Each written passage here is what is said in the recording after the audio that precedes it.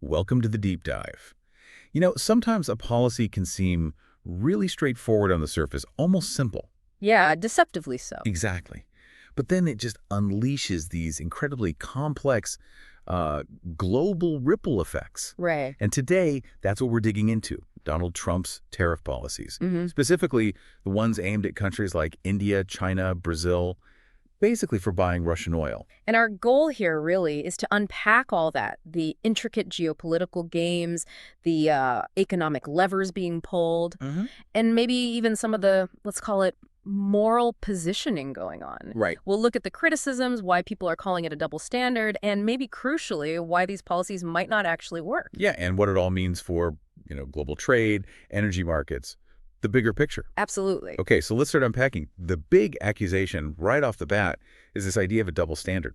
It seems pretty stark. It really does. The sources we looked at highlight this really clearly. How's Well, you've got the US and the EU condemning these purchases, imposing sanctions, but at the same time, they're still involved in quite significant trade with Russia themselves. Okay, so it's not a complete cutoff on their end. Not at all. And India's foreign ministry has been very vocal about this inconsistency. They pointed out, for example, that the EU was actually Russia's third largest trade partner in 2024. Third largest. Wow. Bilateral trade hit something like 67.5 billion euros. That's a lot of trade. In the U.S. The U.S., too. Trade was still worth about $5.2 billion, and that includes some pretty critical stuff: uranium, palladium, fertilizers, chemicals, things needed for, nuclear power, EV industries.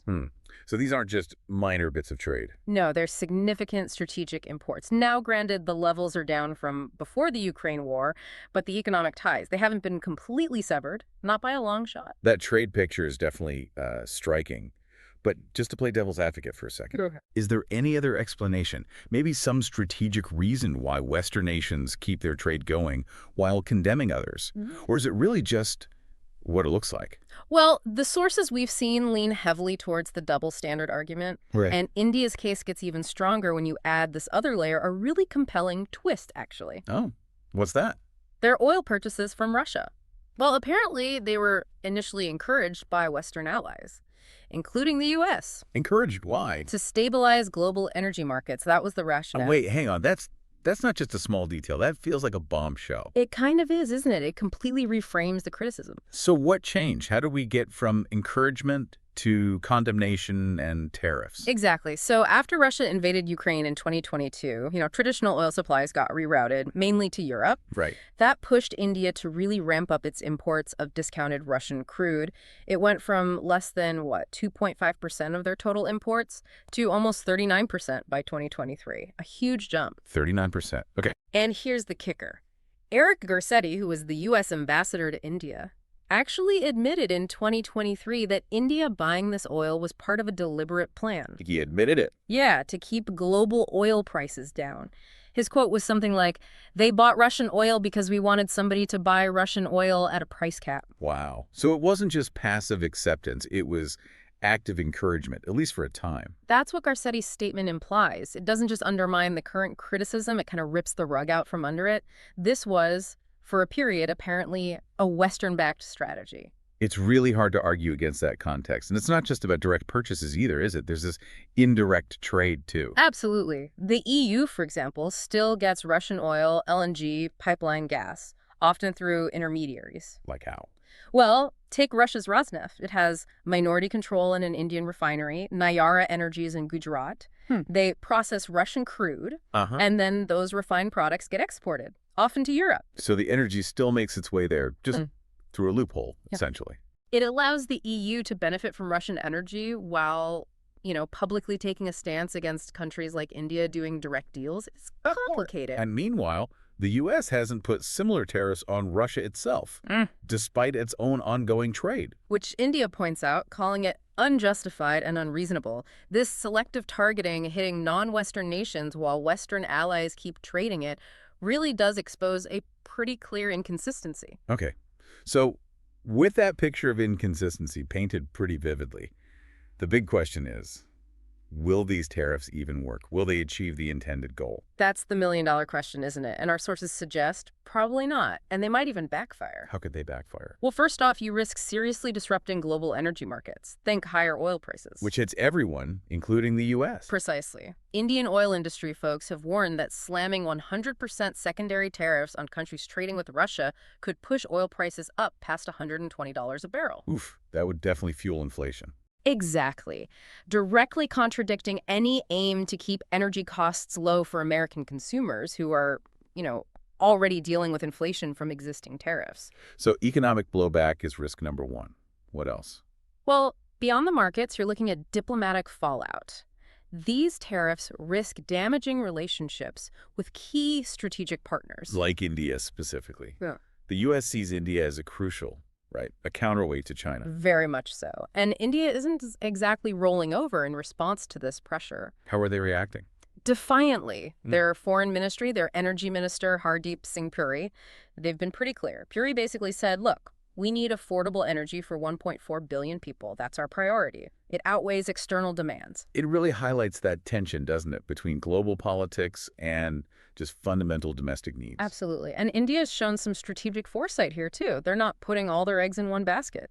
They've diversified their oil imports, buying from like 40 different countries now, including, interestingly, a 50% jump in crude from the U.S. itself and an 80% rise in imports from Brazil just this year. So they're showing they have options. They can adapt without giving in to the threat. This demonstrates resilience.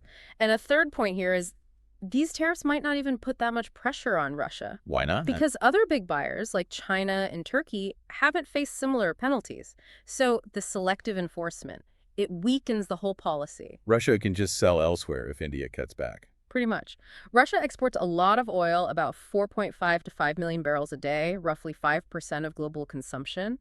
China and India buy most of it now.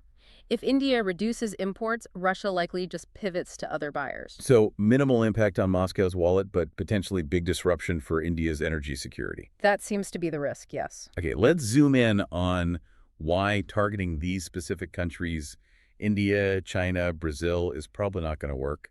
It seems to boil down to their own strategic and economic needs, right? Absolutely. Take India. They talk about a time-tested partnership with Russia. Their foreign ministry spokesperson, Randhir Jaiswal, used that phrase. It reflects these deep strategic ties that go way back, long before the Ukraine conflict. Right. It's not just about cheap oil. No. India hasn't supported Western sanctions on Russia. They keep buying Russian military gear.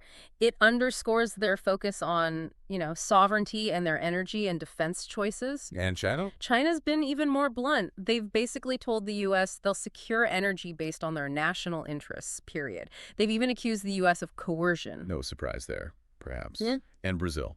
They're a smaller piece, but still significant. Yeah, about 12% of Russian oil product purchases.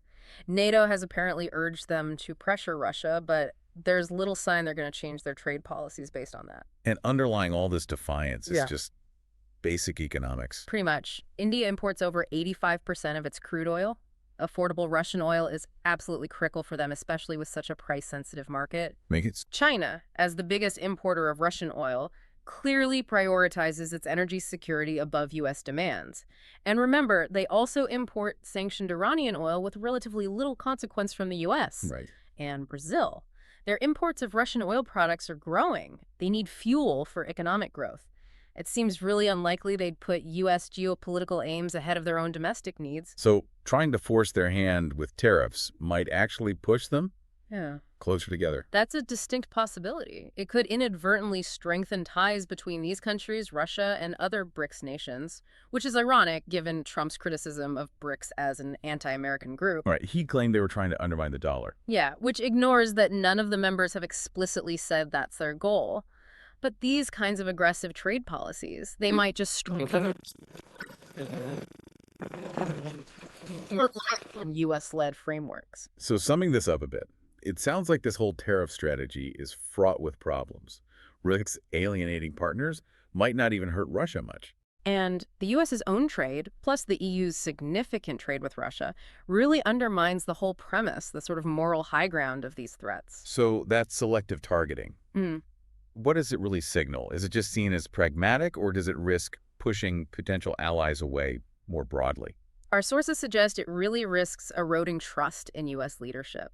That selective approach, hitting India, China, Brazil, but not Western allies, it just screams double standard. And the economic consequences, we talked about higher oil prices. Inflation could potentially hurt the U.S. economy more than the countries being targeted. It could, and look at India's response, diversifying suppliers, standing firm. It suggests they can probably ride out these tariffs without caving. And China's economic weight, Brazil's needs. They're also pretty resilient, aren't they? They seem to be. So instead of isolating Russia, these policies might actually end up strengthening Russia's ties with these major non-Western powers. It could reshape global alliances in ways that actually diminish U.S. influence, not enhance it. So wrapping it all up, these tariff threats, they look flawed, marked by double standards, probably unrealistic about what they can achieve. Yeah, the ongoing U.S. and EU trade with Russia really pulls the rug out from under the criticism. And the target nations, their own economic and strategic needs make it unlikely they'll just comply. And the potential blowback, higher oil prices, strained alliances suggest the U.S. could end up hurting itself more than the targets. It really highlights the limits of trying to force things with trade policy in today's world. Absolutely. It shows how complex these levers are. So, in conclusion, the strategy seems based on shaky ground. Double standards, questionable effectiveness, significant risks. And it leads to a final thought for you, the listener, to mull over. Yeah. How might these kinds of aggressive trade policies, even if they're aimed at isolating just one country, how might they inadvertently end up reshaping global alliances? Could they actually diminish influence in this increasingly multipolar world instead of achieving what they set out to do? It's a crucial question. Makes you think hard about those unintended consequences, doesn't it? The real limits of using economic pressure like this.